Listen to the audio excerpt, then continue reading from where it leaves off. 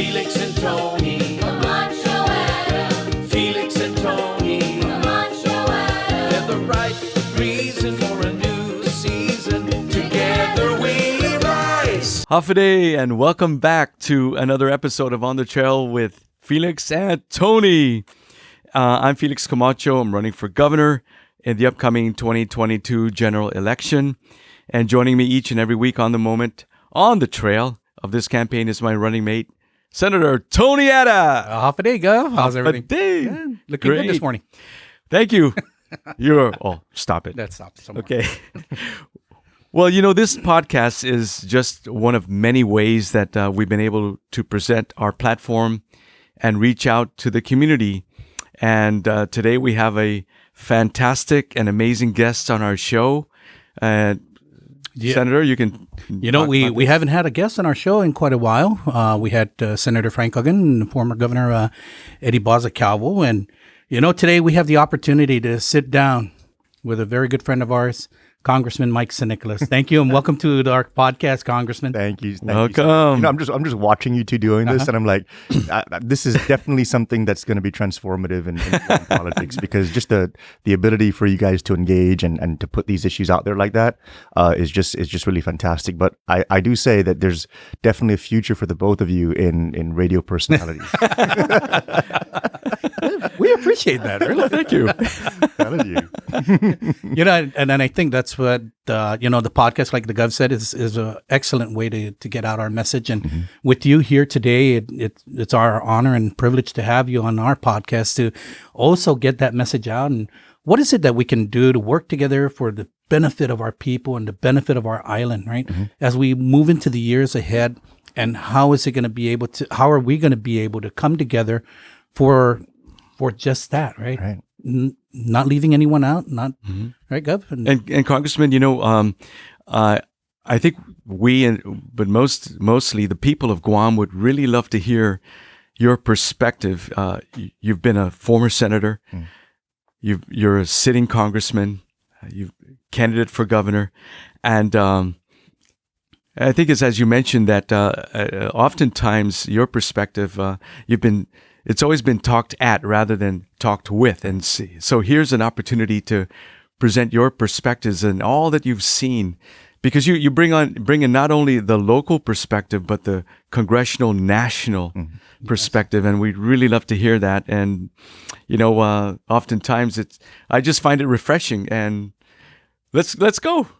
Why don't we just begin? And you want to have any other comments before we? No, I think this is the excellent opportunity for the congressman to share with us his perspective on the issues and everything else that's before us. All right. Thank you, Congressman. Thank you, Senator, and thank you, Governor. And I think the refreshing thing to really take away from all of this was actually you reaching out, Gov, and asking me to be here. I mean, that's.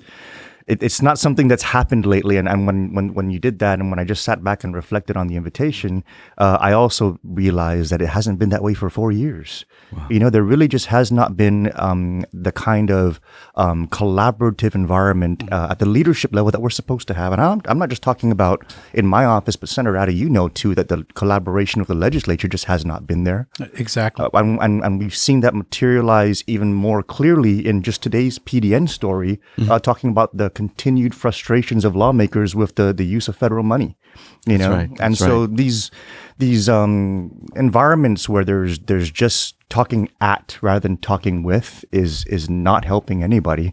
But the fact that you've reached out and invited me here, I think is the real refreshing thing to take away from all of that, because it's something that just has not been happening. So thank you for the invitation and for wanting to understand different perspectives, because in the end, as leaders, that's the most important thing for us to do, is to make sure we work with everyone. To go on that, Congressman, I'm excited about what the future has. God willing, we're all able to serve, and it would be just an amazing opportunity, where it doesn't matter what party you're from, but if you're willing to serve, and you're a man that's known, you have a reputation of getting things done. And when we think about all that you've accomplished over the last 2 terms, really 4 years of promises that were made by prior Congress men and women that have been there, you've been able to bring it home. I mean, you've brought home the bacon, and you've made tremendous contributions, and I think that type of performance shouldn't end. Yeah. And I really would like to look at ways moving forward of how we can continue to use that ability and that God-given talent and drive to further benefit the people of Guam. And it all started with the war reparations. So the language was excluded from the original intent, but you were there to ensure that it was included. And then also moving on with EITC, just EITC alone, over $60 million that no longer the taxpayers of Guam have to carry on their backs. That the federal government will be the one to pay for this. And that's not just for 1 year, that's every year forward. And everything else that you have brought to Guam, and you have included Guam in many of the languages for the ARP funding or other CARES Act funding that Guam was able to benefit from.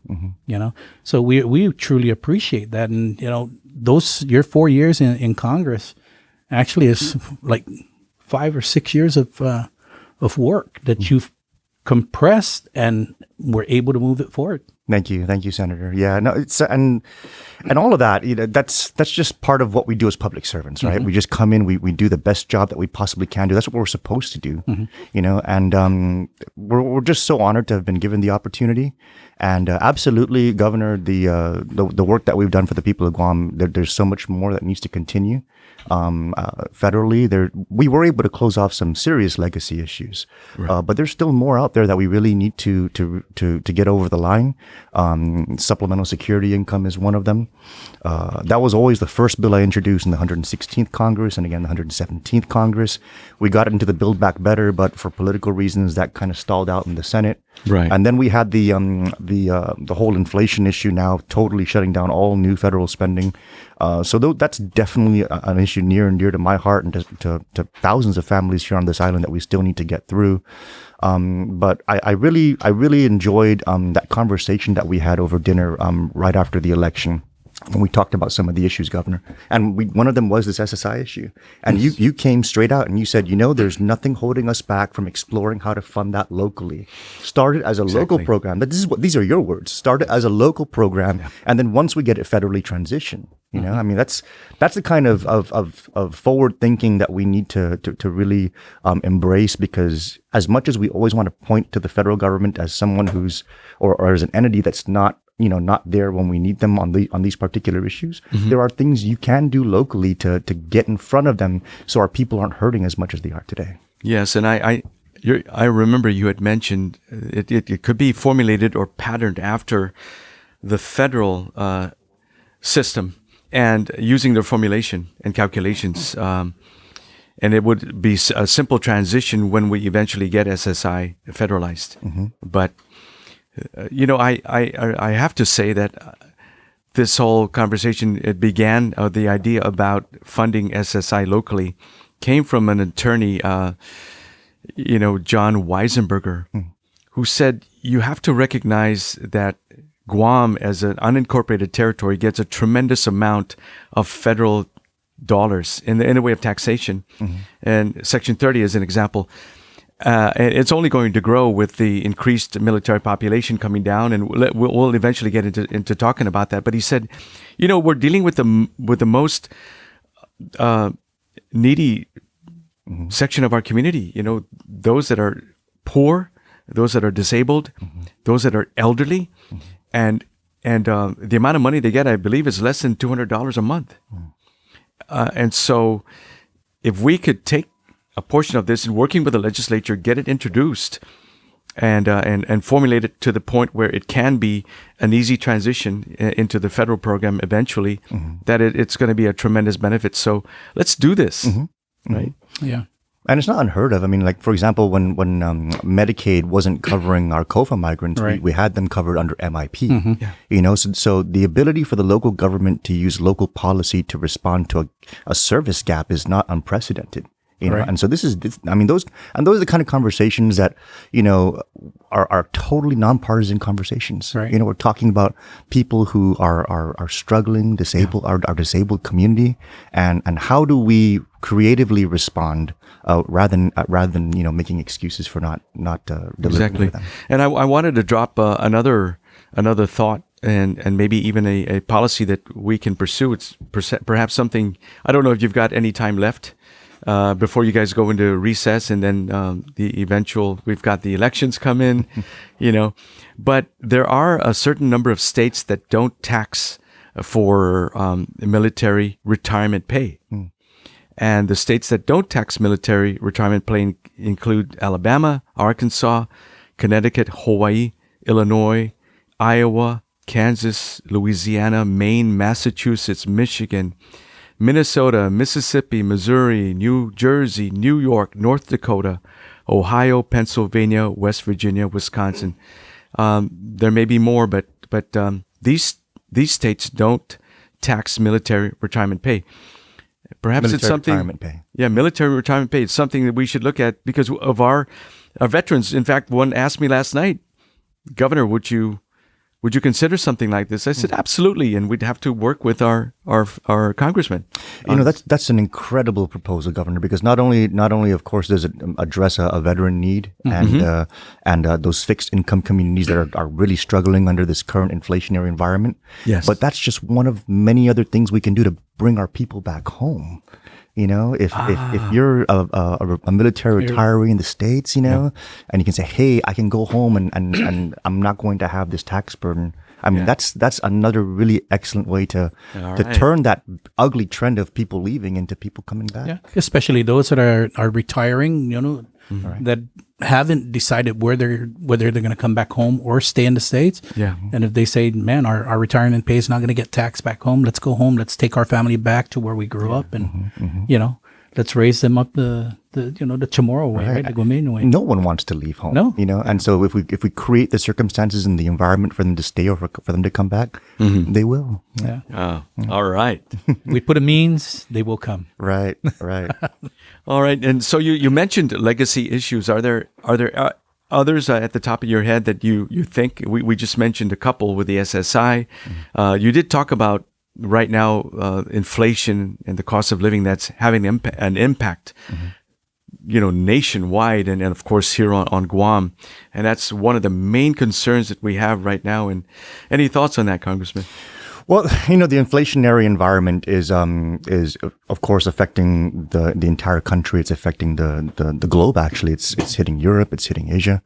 But what we need to be mindful of on the local level here is what can we do? You know, what can we do to bring more relief to our people in terms of addressing these rising prices, and hopefully as the bigger national responses like the Federal Reserve raising rates and everything else like that, as those work themselves through and begin to get the inflationary situation under control, how do we get our people from here to there and get us through all of this? And that's why, you know, this situation that we have with these ARP funds and all of hundreds of millions of dollars sitting in a bank and not being deployed at a time when, you know, I mean, people can't afford gas or food, or they're having to choose which one, is just such a disturbing thing, especially because the whole purpose of that relief initially was to respond to the COVID-19 crisis. It was to give relief to our people during a pandemic. Now they're having the double layer of this inflationary nightmare, and they still haven't gotten any. That relief money still all sitting in there. All right. And so, you know, that I think is the immediate term thing that we need to be talking about, and our community needs to be talking about it more. And our media needs to be really digging into it more about how is it okay for something that was meant for relief back during a pandemic, and now our people are hurting twice as much, and that money still is not getting out there. How is that okay? Yeah. You know, and what's just bothering me constantly about it is, you know, back when the balances were bigger and it was 500 million, they said, oh, that 500 million, we're holding that because we're going to build a hospital and it's all obligated. Right. And then they moved on, and then the conversation shifted, and it's like, oh, it's 300 million, and we're holding all that for a hospital, and it's already obligated. And then now in that news story I talked about earlier, now it's only 160 million for the hospital, and oh, by the way, it's all already obligated. You know, those balances are dripping out somewhere. They're not again incorporating our local leadership in the legislature and having a unified community response on how to bring that relief to our people, you know, on a broad basis when they need it so badly. And yet those balances continue to sit in the account, you know, and, you know, having a former banking background, there's just something very troubling about that being done. And I don't mean to just go off on a tangent here, but you know that 300 million, that 300 million is actually earning a significant amount of interest as it sits in the bank. And there's something that needs to be very clearly articulated about why that's wrong, because the Congress, in its wisdom, purposefully made it so that any interest earned as a balance is sitting in a deposit stays with that deposit. And so let's say it's 300 million and it earns, you know, that, and it's in a savings account that pays it, you know, $100,000 in interest. That 100,000 stays with that 300 million. But what the Congress did not do, and what we did not anticipate would be, you know, such a practice today, is they did not anticipate that the banks would continue to sit on that money, that the leadership would sit on that money, and then that 300 million would go and be put into the Federal Reserve System or be invested into U.S. Treasuries. That's what banks do. They hold deposits, they invest it, and then they make even more interest on it. And what is the interest that's being earned? Right now, because of the Federal Reserve raising interest rates so high, it's about 3.15%. It used to be about 1.9. It's been going up since January. And 2.5 and now 3. Right. 3.15. And so when you do the math, I mean, simple math, $300 million at 3.15% is over $9 million in bank earnings on that 300 million just by having it, just by sitting on it and putting it into the Federal Reserve. So they're paying out $100,000 in interest or $300,000 in interest on the savings account balance, but they're earning $9 million having that balance sit as in the deposit. And so the question would be that 9 million, say that they've earned in interest while sitting in some Federal Reserve account or some bond market or wherever they may deposit that money. Does that benefit the people of Guam or does it benefit the bank? It's all bank earnings. It's all bank earnings. It's all bank earnings. And so I could imagine then if Guam has received over $2 billion in funding over the last couple of years or from COVID-19, it may have been extremely profitable. During the pandemic, in the years prior, the interest rates weren't really that high. Okay. And so I would say maybe 2020, 2021, it probably was fairly negligible. It was an amount that, you know, you could probably just say, oh, well, that's just how banking works. But when it gets into the 1%, the 2%, 3%, when 300 million starts turning into $9 million in profit, while our people are begging for a $50 gas coupon, you know, or are trying to be told that $100 in utility credit is something to be happy about. When a very particular individual's own net worth is going up by $9 million on the relief money they're sitting on, that is not right. And so, you know, when we talk about inflation, when we talk about how we can, on a policy level, address that kind of those painful circumstances of our people, things being too expensive for them to afford, the first and the most immediate way we can do that is to get the relief that was intended for them, get it to them, and stop letting it letting it sit there and earn interest just for a very select few. So then, this could be why the money has been slowly trickling out of the bank, going to the people, because it's giving bank earnings. Yes. That's unheard of. It's crazy. It's also an incentive for, like, you know, Senator, how in my congressional address, when I talked about like for the LEAP fund and how they use local dollars to pay for that. Right. That's also an example, because instead of tapping into instead of drawing down from that federal balance, you know, they're using the local funds, right, and keeping that balance there so that those earnings are maximized, rather than using those federal dollars and allowing for those local dollars to be reappropriated elsewhere. Because if you had appropriated it and they had used those federal dollars, then it wouldn't be in that bank account sitting there earning that interest. Yeah. Yeah. So that's currently happening still with the remaining 200 and some odd $1 million that's still sitting in the bank. Yes. Still earning. Just still under has bank 300 million. earnings. And Yes. oh my goodness. And just, I mean, on an outlook basis, the interest rates aren't going to be going down anytime soon. I think the odds are now from the traders' desks on the Federal Reserve's next action is another 75 basis point increase. So it's 3.15% now. It's going to go up to almost 4% in the next month or so. And so that $3 million now on a 12-month annualized basis is going to earn $12 million in earnings for the bank. Wow. Yeah. And you know, I'm the banking system is the banking system. Fine, banks are going to make money. But when your people are hurting, you know, and when there's this almost blatant conflict of interest in your policy and your decisions and how you're financially benefiting from that while your people are hurting, it's just not right. I mean, You know? I think you need to take a look at. I know that there was a report that came out that talked about how the monies were spent. I think that was part of the legislative inquiry, where certain senators were saying that the people of Guam are left in the dark as to how these monies are being spent.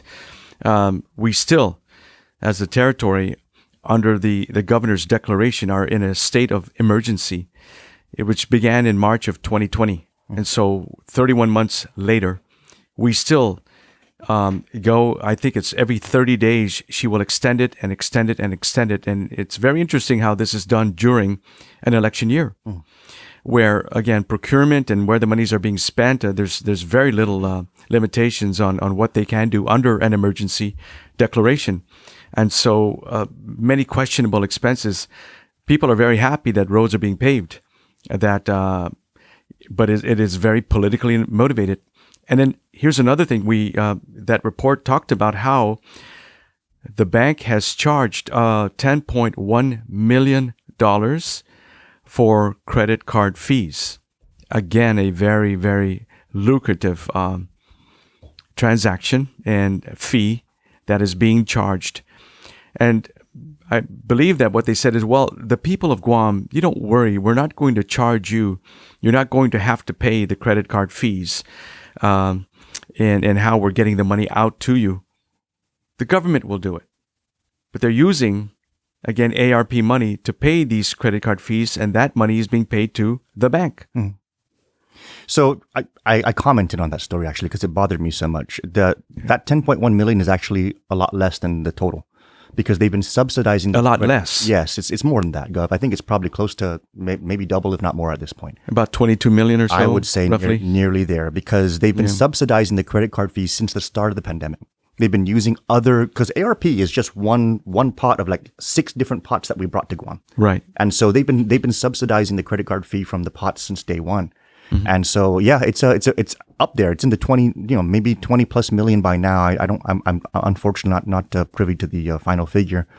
But when you really unwind what's happening with that and you tie it all together, it's just so much, it's just so much more disturbing. And if you allow me to explain, those credit card fees, right? First of all, let's call them by their proper name, because when they say credit card fees, they make it sound like all the credit cards are. It's not. It's a merchant services fee. It's a merchant services fee that gets charged every time you swipe the card. There's only one merchant service for the government of Guam. So it's not a credit card fee. It's actually a merchant services fee. So, there's no confusion that, bank A, B, and C are all paying this fee. No, it's only one particular bank that's collecting that. But the reason why it's just so much more disturbing is because, when they subsidize those fees and claim that they're doing it for the benefit of the public, there is some truth to that. But when you dig deeper into how everything adds up, it's so wrong. Here you are sitting on $300 million cash that you can give to your people to be able to pay those GovGuam expenses, to be able to pay those bills. But because you're not giving it out to them for them to be able to use for that, you're forcing them to have to find other means. And what other means are they going to turn to? Their credit card. And so instead of them getting the cash that they're supposed to get because you're sitting on it earning interest off of it, you're forcing them into credit card debt. They still have to pay interest on the credit card. You're forcing them into credit card debt because they're so desperate. And you're incentivizing them to do that by subsidizing those fees. And by incentivizing them to do that with those fee subsidies, you're making all of that profit. If those fees weren't subsidized, people would probably be trying to find other means to pay those bills, or the public would be screaming even louder for that $300 million to be released because they don't have any other alternatives, or because the cost is too prohibitive for them to really consider using their credit cards. But by subsidizing it, you're burying them under credit card debt, and you're continuing to monetize the federal relief dollars. And again, channel those into a single banking entity that has a very blatant conflict of interest with the leadership decisions that are creating this environment. So, I mean, there's tens of millions of dollars that are being made here at the expense of the suffering of the people of Guam, and not getting them that relief money. It's all compounded. Are these funds, these monies audited? Does the federal government come back to audit them, or is this the discretion of the governor and what goes? So, I mean, we looked at it, Senator, and yeah, the federal government will come in and do some audits, and I'm sure they'll find certain things that are questionable. But what's just so bothersome about how all this that we're talking about is structured is that I really don't see anything necessarily illegal with it. You know, I mean, it's tens of millions of dollars that are benefiting the governor directly or indirectly, but it's just I don't see necessarily anything illegal because the legislature keeps authorizing those emergency powers, and because there's nothing illegal for a bank to take deposits that are being left in its balance sheet and put it to the Federal Reserve to earn interest. You know, so it's all above board, but in a very, very, I mean, it does not look right, smell or sit right. It may not be illegal, but the question becomes: is it morally and ethically right? Correct. Is it right? Correct. Yeah. For example, this whole idea about the new hospital that they're planning to build up in Eagle Field, we all know it's going to cost well over $1 billion. And so we're going to reserve 300 million or 600 million. It's down to 300 million, now down to 160. So it keeps leaking, and the amount that's being reserved keeps dropping. And from 300 million, we're down to like 290 some million. But by justifying the fact that we are holding these millions of dollars in the bank account for the purpose of building a hospital that we all know is years out, it justifies in their mind and in their explanation to the people of Guam why we're holding it while they're making all this money. Right. And that is not right. It's not right, Gov. It's an empty promise for financial gain. And that's shameful. Where that money can go to the people who need it right now. And the many businesses that have been shut down.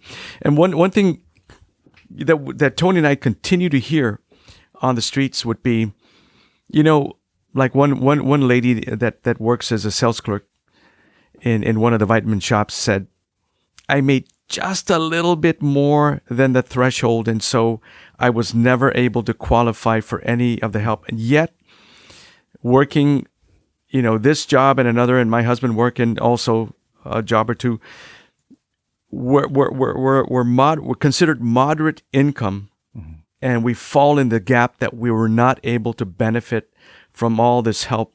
Yet we don't make enough to pay our mortgage, to buy our gas, you know, to feed our family, and we're struggling day in and day out, and that's the forgotten group of people, the moderate income, middle income earners that have been suffering too. And so, yeah, there's many people out there suffering, and it's really concerning. Yeah.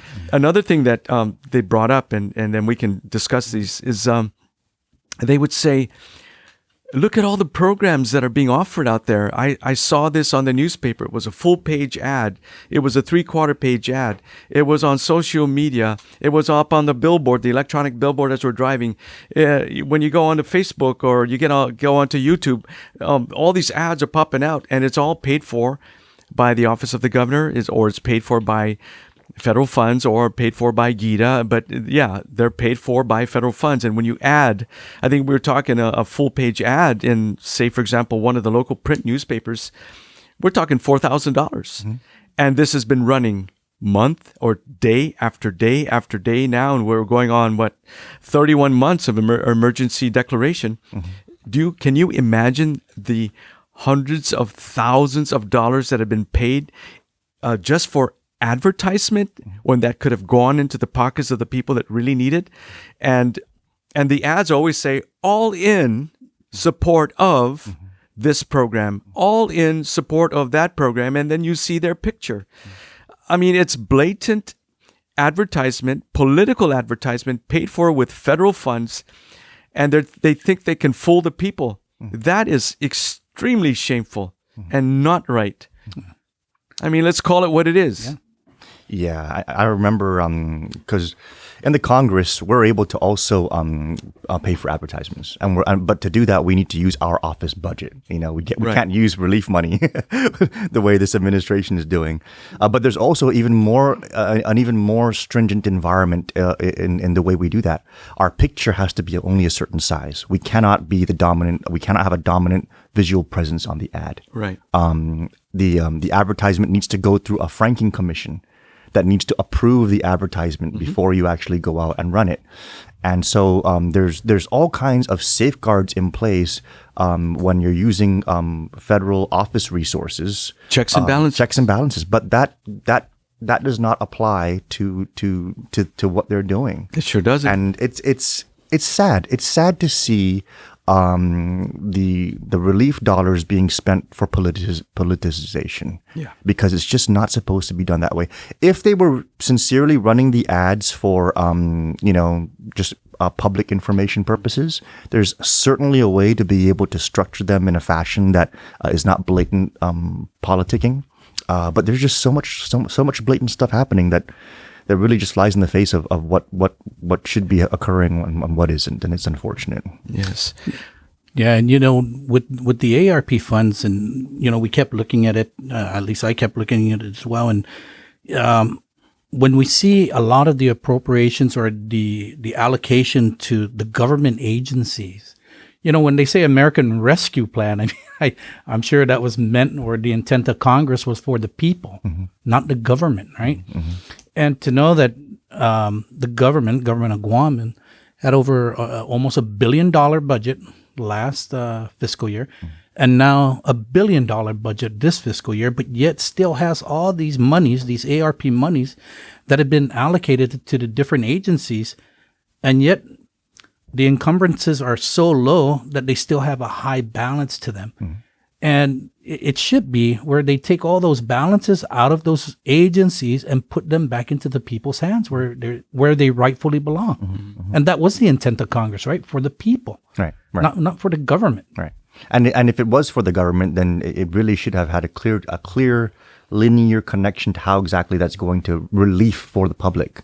And it's just unfortunate that's instead being done strategically. And what it sounds like is if they're claiming that there's these balances with these agencies, but the encumbrances are so low, they're just parking the money. Yeah. I mean, one agency, the Guam Visitors Bureau, had a $20 million allocation, but yet expended the whole, they encumbered the whole $20 million. There's zero balance there. And, that's one area where did all that money go? Right. Wait a minute. How do they account for it? Sir, the budget just passed by 30th of September. We're only in October 8th. No, that's a new $20 million. This is the ARP $20 million that was given to GV. The ARP. Yeah. Huh.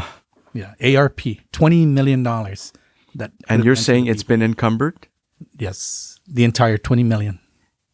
When there's no tourists coming to Guam, when there's no flights coming into Guam, they spent $20 million $20 million. GVB. Right. Of ARP funds. ARP funds. Yeah. that could have went to the people. Yeah.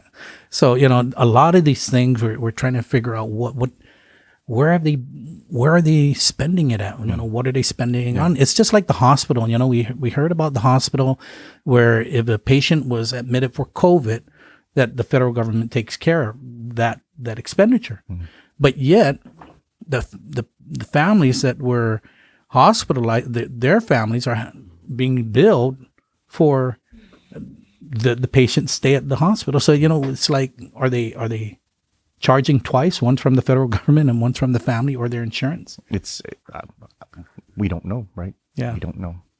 Yeah. And all of these issues, about how the resources are being deployed, it can be as much of a political conversation as anyone wants to interpret it. But bottom line is, these are hard dollars in a very soft and delicate time for so many of our people. And these kind of conversations need to be happening because we need to try and make sure that the highest and best use of those resources are taking place for our people to be able to get through these difficult times, and whether it's billing practices at GMH. I mean, for people to have COVID balances when all this money was supposed to go into taking care of COVID related treatments, that's just very sad if people are suffering even more as a result of that. Well, I understand that they've enlisted the help of private sector collection agencies to go after these people, and certainly that I believe that's something that we would have to look into. Yeah, definitely, because what is it that they collected? Who did they collect from? And is the fees that's being paid to this company worth what they have collected? I mean, you gotta. And even then, I mean, in one breath, right, we're seeing agencies receiving ARP funding and using it to subsidize their operation. Why isn't the hospital receiving that funding to beef up its own collection operation? Why was that outsourced? Yeah. That is very interesting. Well, they're probably using government employees for the collection operations, but yet the company is still probably benefiting from the government workers. That would be something else entirely. Something else to look into.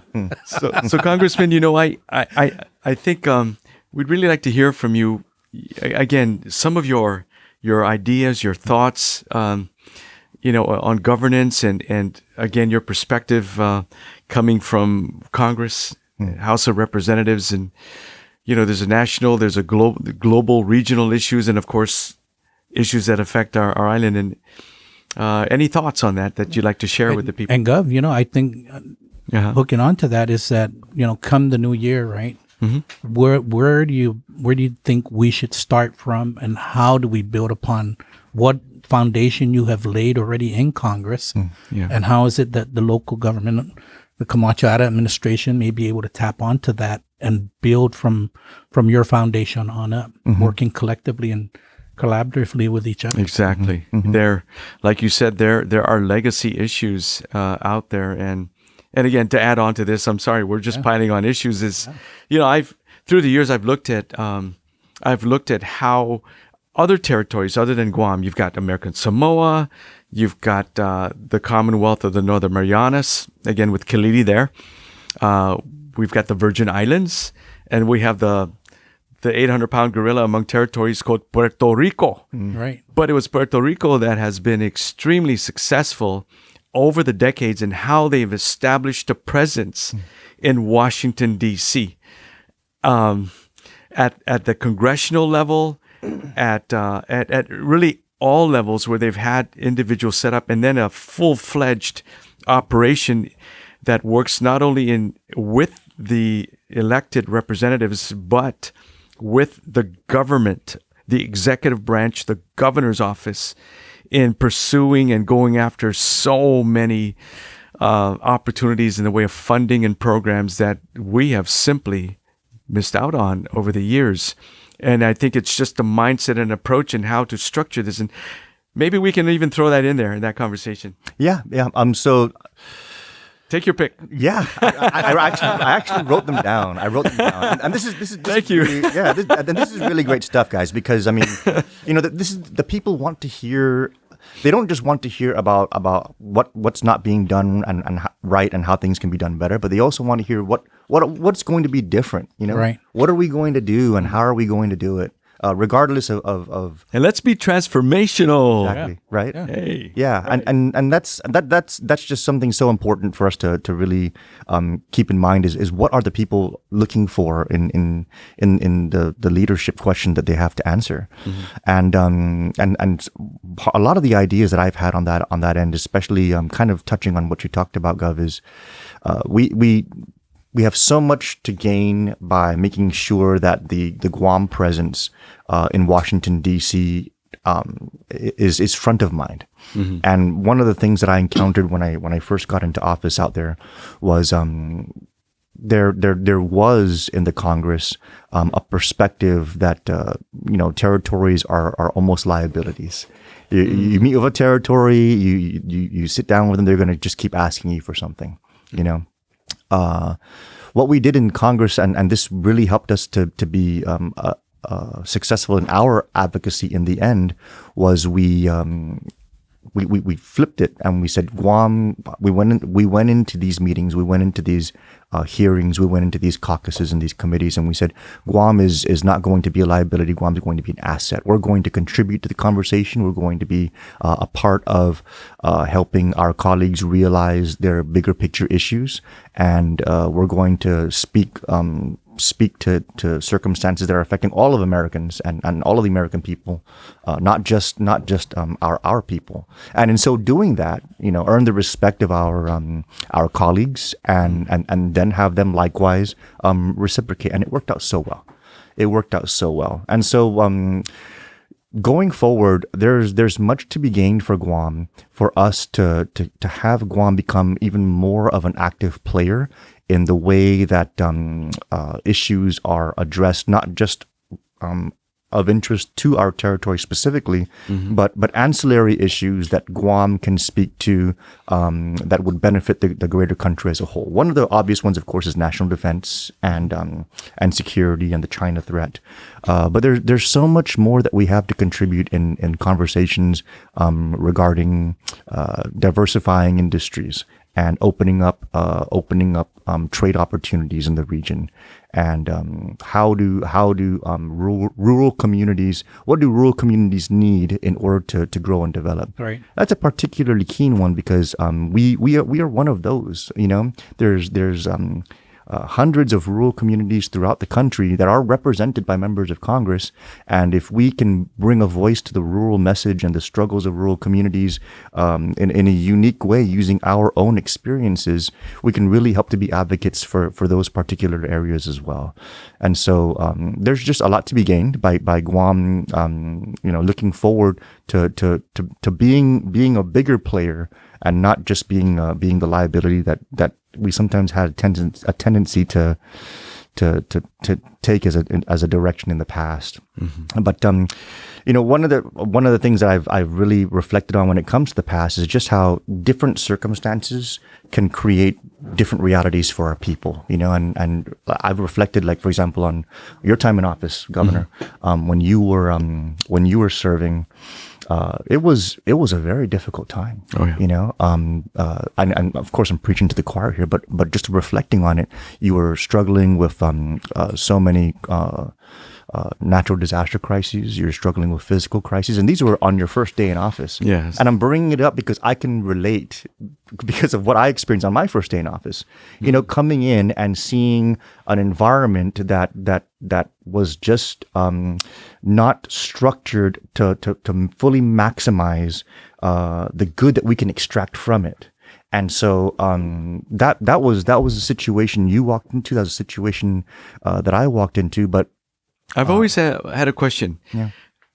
When you look back in time with Wampat and of course late General Ben Blas and then of course you've had Robert Underwood and Madeline Bordalio, they've always sought to sit on the National Defense Committee, but you chose otherwise.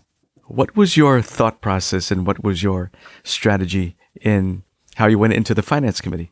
So defense, it makes obvious sense for Guam, right? Because of our military-based presence and the circumstances in the region. But the finance committee, I saw it as a really good opportunity because it's one of 5 exclusive committees in the Congress. And so the way the Congress structures itself is that they have all these committees, and members can sit on multiple committees. But some committees are considered to have a certain level of power and influence that if you sit on one of those committees, you can't sit on another one as a full-fledged member. You can waive onto it, because maybe if there's a vacancy, the chairman can waive you on, but you're not considered you're considered a waived member, not a full member. Among the 5 key committees? No, among all the committees, but among the 5, there's only the 5 exclusive. Right. So if you sit on one of the 5, you really can't sit on any other unless you get waived. Wow. And so that's how important these committees are. And so I said, okay, we need to be in those spheres of influence. The defense committee is not an exclusive committee. It's just one of the regular general committees. And so we said let's take advantage of the sphere of influence that can come with us being in that kind of a committee. And so we got onto the Financial Services Committee, and it really turned out to be beneficial, not only because of our ability to influence the Congress from that sphere, but when you have these big packages moving through the Congress, they touch all of the exclusive committees. And because all of the exclusive committees touch it, all of the exclusive committees need to be happy with it in order for these big packages to pass. These $1 trillion, these $1 billion packages. Yeah, I see. And so by being on that committee, by being consequential to that committee, and by working very closely with the chair of that committee, you can say, hey, this big package, can we just make sure that territories are included in all those different sections there?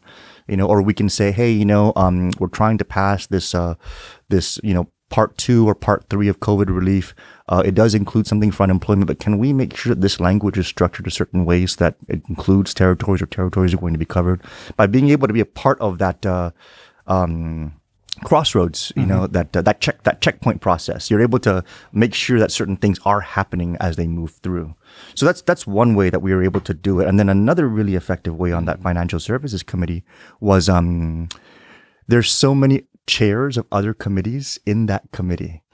Yeah. And so, and they were able to graduate into that because they've just been in the Congress for so long. And so, on the Financial Services Committee, we have the chair of agriculture, we have the chair of oversight and reform, we have the chair of small businesses, we have the chair of foreign policy, foreign affairs. And so, like in the small business community, we were able to work with them to make sure PPP had certain carve-outs for smaller sized businesses that our small businesses here will be able to get them. Thank you for that. Yeah. We just work with the chairwoman, and because she's sitting right behind us, and so that's why we took that different approach. Congressman, before we lose this thought, is we want to give you kudos and credit where credit is due because of all the funding that came in COVID-19 and the pandemic and what you were able to secure for Guam. The credit goes to you because you fought hard for our people. Thank you. Yeah. And yet, I think that people need to understand that you were such an advocate for us getting our fair share and then some. Otherwise, the territory of Guam would easily have had a diminished amount of money, but also it gives you perspective in looking at how it's being spent now, or how it has been spent and what's going on. So people need to understand and have a true appreciation for your efforts. So I just wanted to thank you and give you due credit where credit is due. Thanks, Yeah, Gav. thank you. I appreciate that. But as public servants, right? We just come in and do what we do. Roll up your sleeves and we just do the job. Keep going at it. And kind of going back to what I was talking about earlier about your experiences when you were in office previously, you didn't have all of that. Oh no, you didn't have EITC. Well, we got, not only did we get EITC federally now, but we also the Treasury has committed to setting it aside to make sure it goes to tax refunds. So they can't use the governor. No one. You cannot appropriate the EITC to go for anything else because Treasury is withholding it purposefully for tax refunds. And the tax refund situation is constantly improving because not only do we bring in all those federal dollars that created those local government revenues, tax revenues that allowed for these surpluses to pay these tax refunds, but we now have EITC fully resolved and committed to only pay tax refunds. So it's a permanent solution. And that's a solution that you were very instrumental in ensuring that it happens in that manner. And, I think one of the governor's messages was that they're paying out tax refunds now in weeks, right? And obviously now I have a better understanding. And she claims to monitor it daily too. Yeah. How they're paying it out in weeks because already that EIT Are you serious? No, is committed. Yeah, they have to pay it out. Yeah. Otherwise, they're going to let it sit in Treasury? No, they have to pay it out. Yeah. So that's why they're paying it out. Yes. Talk about bait and switch. It's bothersome, I'm just like, sit here and like, wow, but why? Why do we have to? Why can't we celebrate victories for our people? Here you guys are saying thank you. Why can't we celebrate those victories, motivate each other, and pursue more for our island? Why? Why is that so bad?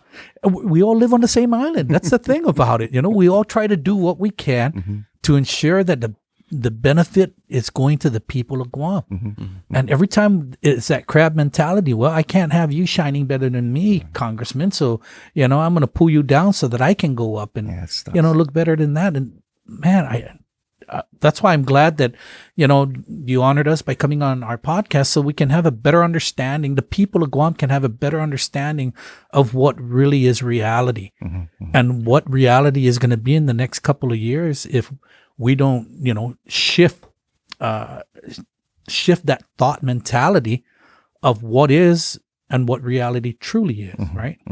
But thank you.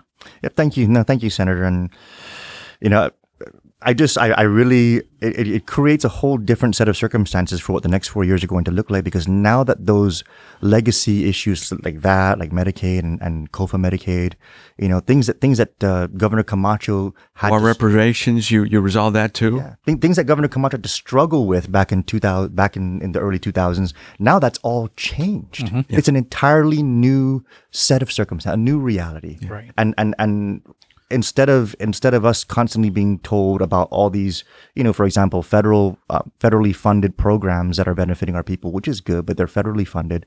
What are we going to do for our people now that all of those things have been resolved? Right. That's the whole. I think that's what the whole conversation needs to really get focused on. Of course, not just here, but just in our community and among the leadership. What's next now that these things have been resolved? Yeah. Yeah.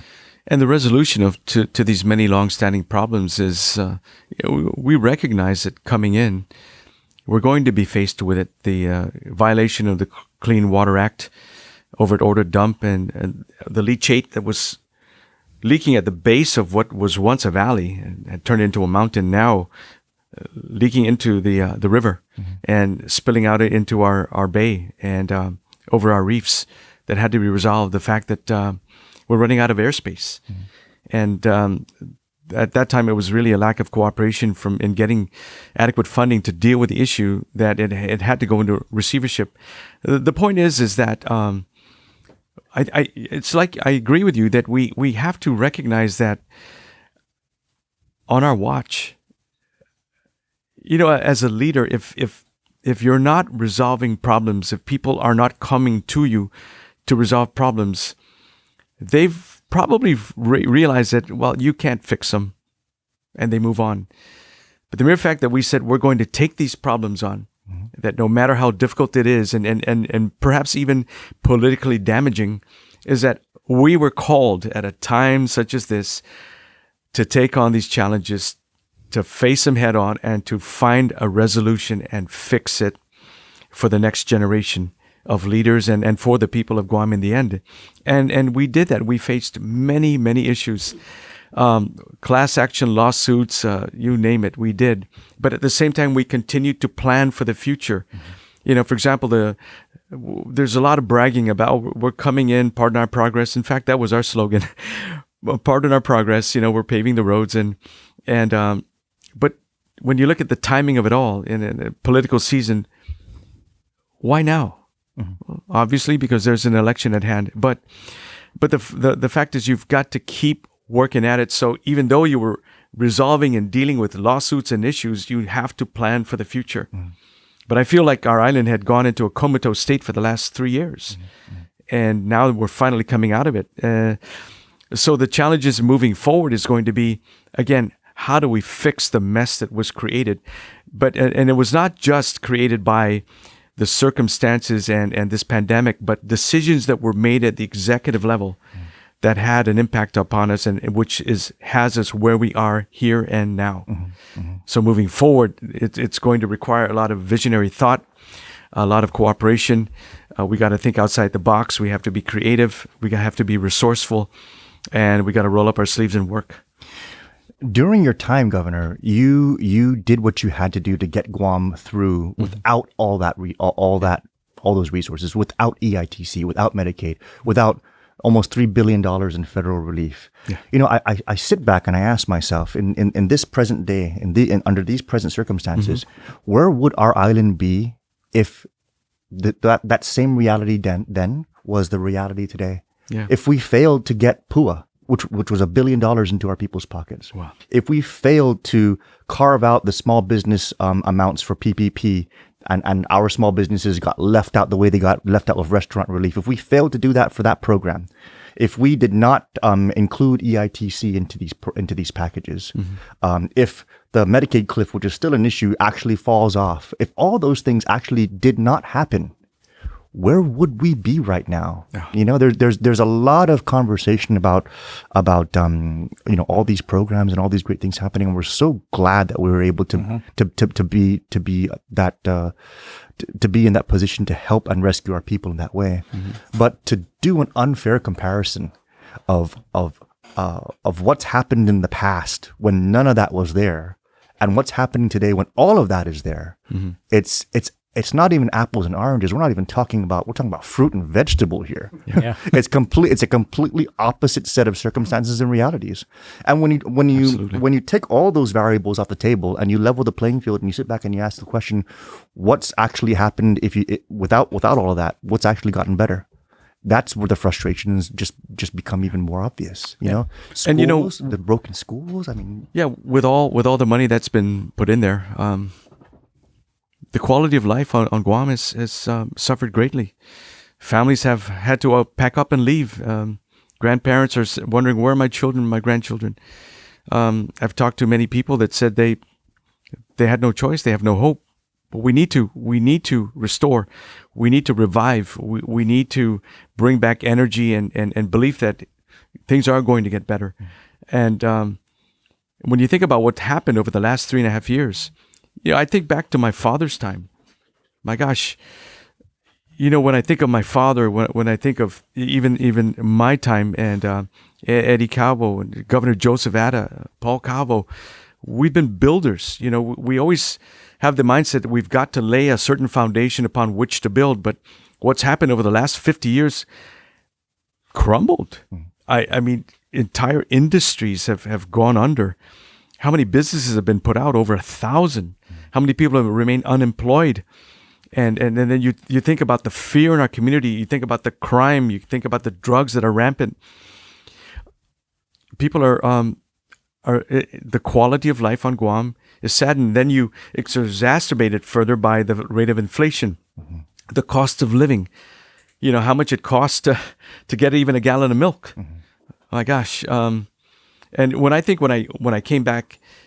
into office back in 2003, when you look back between the previous tenure from 1993 to 2002, at the end of Carl Gutierrez's administration, we went from what was at one time it was a 500 some million budget. It was 551 million budget for Governor Gutierrez coming in 1993, 1994. By the time I stepped in, 10 years later, all right, it was at 320 million. That's how bad things got. So we were at a record low.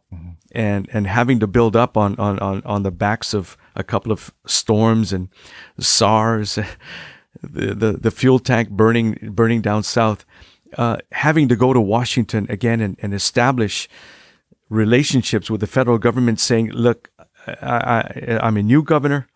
I'm coming in. These are what I stand for. This is what we are working for, and building relationships and building trust, saying you can trust me.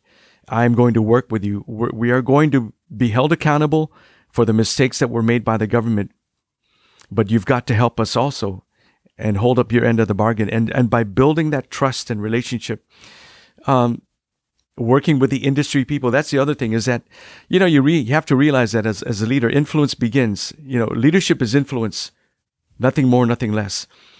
And in using that authority and influence in a beneficial way, and working with the community, the stakeholders, and everyone involved, there's this synergy that's created, and there's a renewed hope and energy that comes, and it's amazing what can be accomplished. So Tony and I know going in, we're not going to do this alone. We can't. We're going to need everyone to come together. So anyway, well, that's my 2 cents. No, that alone, that kind of perspective, and that kind of engagement, it would just be so motivating for our people. I feel that there's such a malaise, there's such a demoralization out there in the community. I really believe that this low voter turnout was a reflection of that. Yes. There's either a disgust or a disenchantment or a disinterest.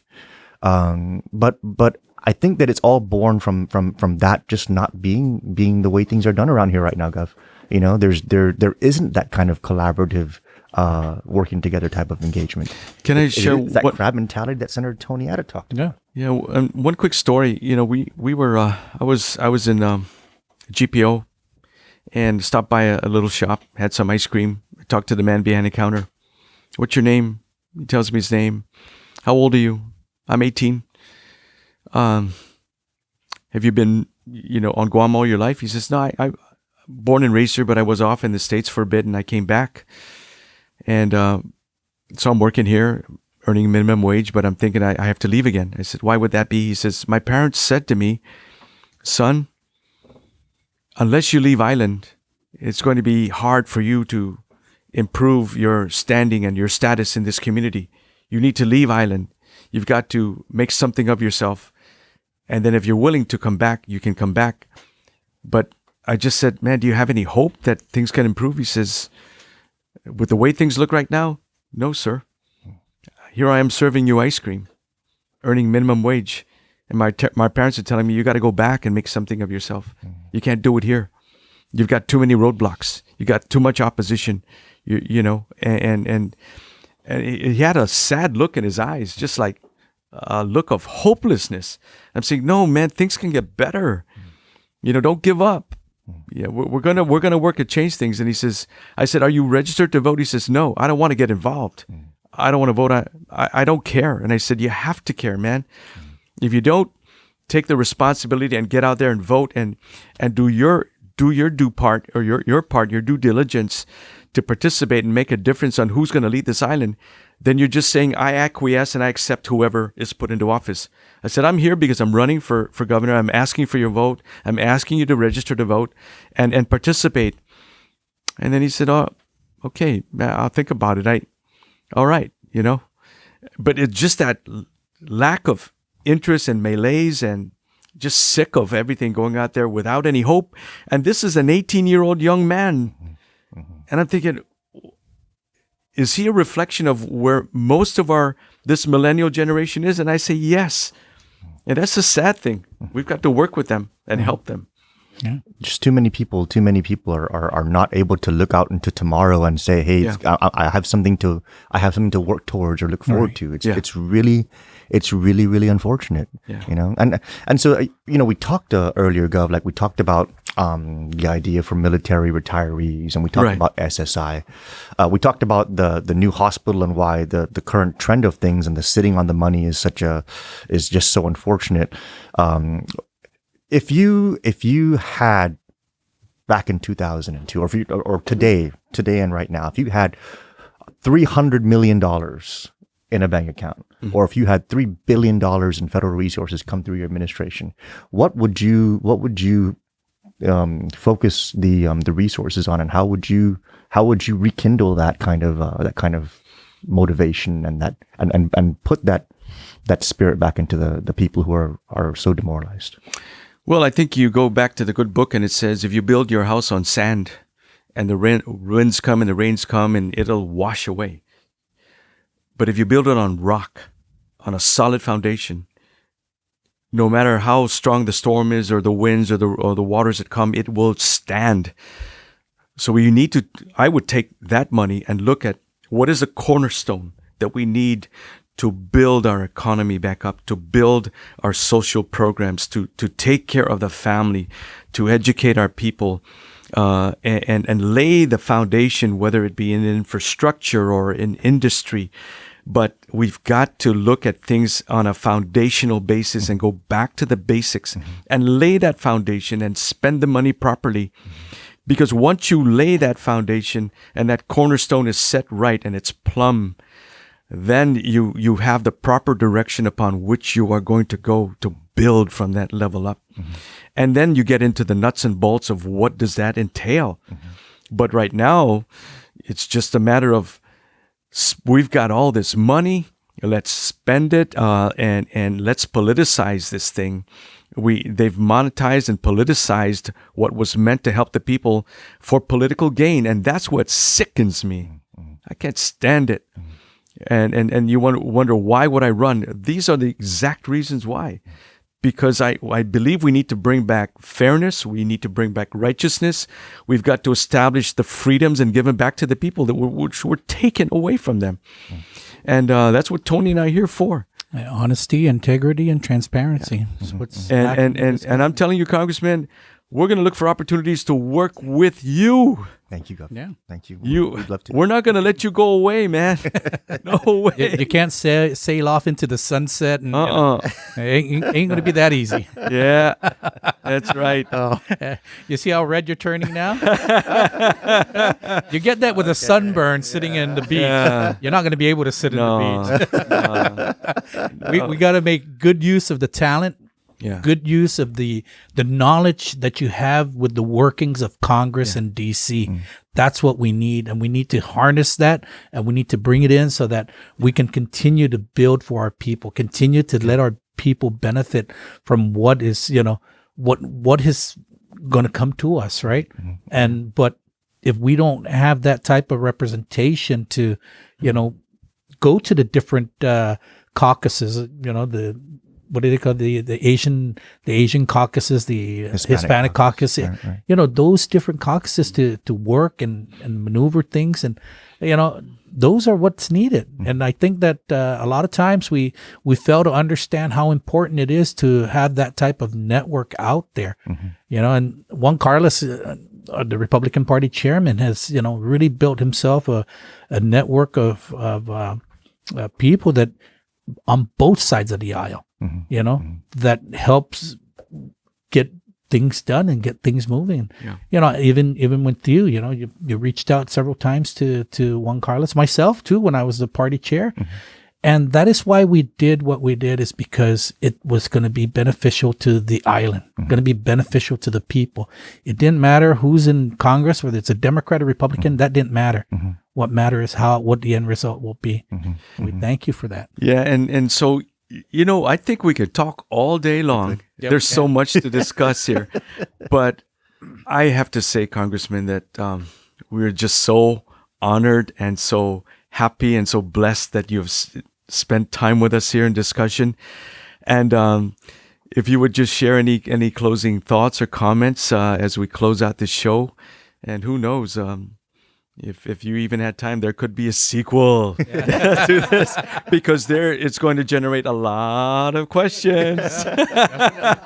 Well, thank you, Gov, and Senator, thank you. And answering these questions is always, whatever questions come up, we'll definitely make ourselves available. Right. I think for me, this has just been such a wonderful experience. Just the invitation alone was so uplifting. But the conversation today, it was very inspiring. The refreshing approach of trying to bring people together who are able to create solutions for our people. That's what we need to do, and that's what we're talking about, and that's the message that you're bringing in this conversation. And then, Governor, when I asked the question about what would you do, you handled that in such a way, because oftentimes, when posed a question like that, I found that the natural response is to kind of throw out these like really, really big, almost pie in the sky ideas, something that's going to sell, something that's going to be sexy. You actually talked about foundation building. Foundation building and allowing for something very solid for our people themselves to be able to build and grow our island from. And that solid foundation building is something that actually is a legacy of yours, because the $1 billion surplus circumstances, notwithstanding the federal dollars, but those circumstances of today are as a result of some solid foundational building that happened when we only had a $328 million budget in 2002. Yes, and I think about the schools that we built. I think about the the master plans that we laid out with the airport, even the seaport, bringing in the cranes, the 2030 Federal Highway Master Plan, and then of course the low-income housing tax credits to be able to bring that type of program into Guam. It does require that sort of planning and thinking. And then even back in the day when we began in 2008 and began to push and advocate for Guam as a military buildup, to replace what was happening in Okinawa, making the visits out there to find out what's going on. Look at now, if we didn't have this buildup happening, where would we be? Mm-hmm. The amounts of money. I think that Admiral was talking about another 1.2 to 2 billion over the next 10 years coming in. So there's more and more opportunity. He talked about thousands of jobs coming, opportunities for our people.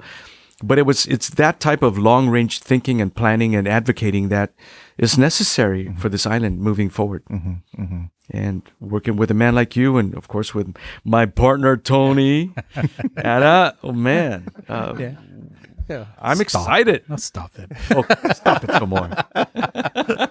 You can go ahead and continue on your thoughts and closing so that we can go ahead and end this episode. Okay. I know you're excited to keep going. We are. Congressman, I'm sorry. No. I mean that pretty much was where I was where I was angling towards, is that we need to get the basics right. Yeah. We need to, and a lot of those basics have to do with laying that strong foundation, with being transparent with our people, with working with our leaders collaboratively and in a positive disposition, and definitely not trying to find out how we can skin the cat a million ways to put money into our own pockets. That's the ultimate sacrilege. Once we change that kind of behavior and start operating, in the positive elements of that description, that's when we'll finally start seeing things improve. So this, I think, is a very inspiring start. So thank you so much for having me. Oh, thank you. Our pleasure. Well, with that said, this is going to wrap up our episode of this podcast, and we would like to remind everyone that we are 30 days out, Congressman, from the general elections. You can still register to vote by going online to gec.guam.gov, or you can visit the Guam Election Commission at the Oka Building in Tumuning, or by calling us at our headquarters at 671-475-2222. Early voting begins on October 11th the way to November 3rd at the West End Hotel. And GEC will also be opening satellites for voting on Saturdays from 10 to 3 p.m., starting October 15th at Okadu, and then on October 22nd at GCC. And then the last one will be on October 29th at the Mauricio Martyrs Memorial School in Malesso. You can ask questions through our social media. Engage with us on the trail at any of our social media platforms, Instagram, Twitter, and Facebook. And we're still looking for that video or audio, questions. We we always encourage them to, give a audio or video, but a lot of them just type in. So not a problem. And your questions can be sent to us, like I said, in text, audio, or video. So we're still looking for the audio and video. And we look forward to engaging with you in the digital space and answering your questions on the show. And if you have any questions for the congressman, please don't hesitate to ask your questions. And hopefully we can get him to another segment of our podcast so that he can help us answer those questions. And we look forward to it. I just want to share a message I received from a friend. And if I can just be allowed to read it, he says, and this is to the voters of Guam. He says, maybe you lost hope, but there is always hope when you vote for the right leaders to protect and clean up our island. So he said, vote for the future of your children. Vote for the safety of your parents and your families. And vote to make your personal contribution that you care about this island by participating and that you want to feel safe again. So I just encourage anyone out there that's sitting on the fence, don't remain lukewarm. Don't say, I'm sitting on the fence or I'm sitting on the sidelines. You've got to get involved and make a difference. So please vote. Vote for your future. Vote for your children, and participate. Vote Camacho Ada. Vote Camacho Ada. That's the best way to go. Thank you. Thank you. Congressman. Congressman. Thank you. Hasta Dios. Adios. Thank you, everyone. Masi. Have a good day. Bye.